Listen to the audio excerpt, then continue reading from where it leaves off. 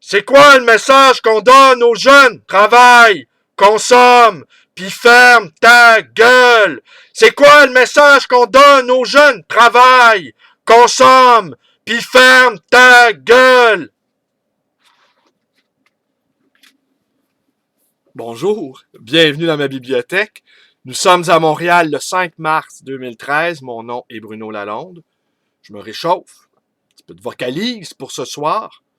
Ce soir, 20h, on se réunit à nouveau, place Émilie-Gamelin, pour manifester contre la hausse des frais de scolarité.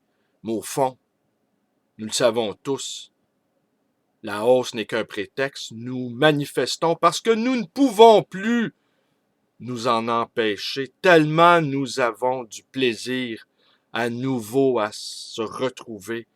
Sans doute ici, mes amis français pourront s'étonner de cette agitation perpétuelle qui est maintenant la nôtre. Mais comprenons-nous bien, ici au Québec, nous n'avons pas l'habitude de manifester. Nous n'avons pas non plus également une tradition de militantisme. Et nous sommes comme des enfants qui découvrons quelque chose que nous n'avions jamais vu ni connu de notre existence pour la majorité d'entre nous. Je pense à moi, entre autres. 51 ans. Et je n'ai jamais vu cela. Alors, vous imaginez, je n'ai plus envie de retourner à la maison. La rue m'appelle, la rue m'attend. Et je vais donc m'y rendre avec un grand plaisir, un grand bonheur, retrouver mes amis. Venez,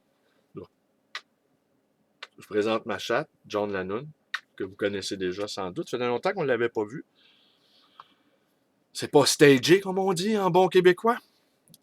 Alors, j'offre cette lecture à cet ami, Enrique.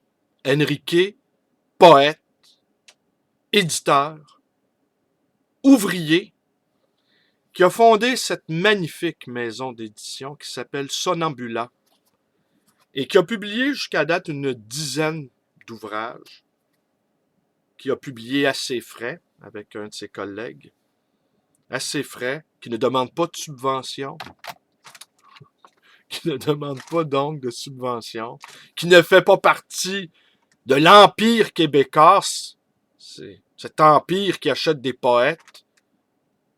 Les vrais poètes devraient déchirer leur contrat ici. Ah, je sais bien, les poètes sont pauvres.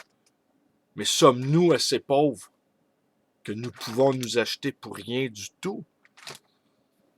Non, non. Vendez-vous, mais vendez-vous à prix fort, non pas pour un plat de lentilles. Alors donc, Enrique est venu me porter cet exemplaire, entre autres. Donc, les cités légendaires, je vous le remonte.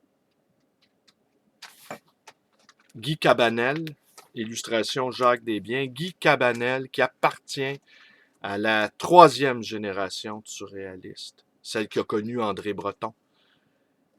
Guy Cabanel, qui a 82 ans, si je ne m'abuse, qui est originaire ou qui vit encore à Béziers. Ici, peut-être mon ami Pierre Cornudet le connaît-il. Et Guy Cabanel, me racontait Enrique, se promène à travers le monde maintenant.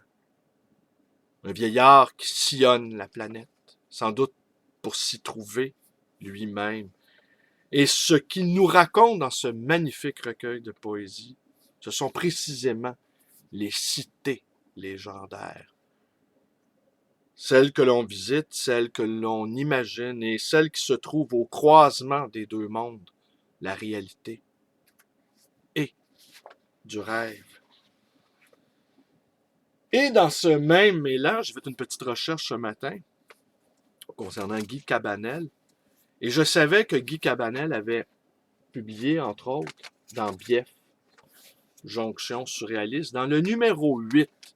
Et l'exemplaire que je vous montre à l'instant, vous voyez, je vais vous le montrer un peu plus loin, il est noirci par la suite fumée, parce que la légende veut que cet exemplaire, qui regroupe tous les numéros de Jonction surréaliste, eh bien, cet exemplaire a été retrouvé dans l'appartement incendiée dans laquelle il a trouvé la mort, du poète québécois, surréalisant également, Louis Geoffroy. Est-ce une légende, est-ce une belle histoire que m'a raconté ce confrère libraire pour que je puisse me porter acquéreur de ce livre? Mais à l'instar de Sandrard, j'aime croire parfois toutes les histoires qu'on me raconte, même si j'ai un doute. Mais cette fois-ci, je pense que c'est quand même vrai. Donc, et je vais en profiter pour vous lire un tout petit passage tiré de Bief, écrit par Guy Cabanel. Le dénigrement systématique de tout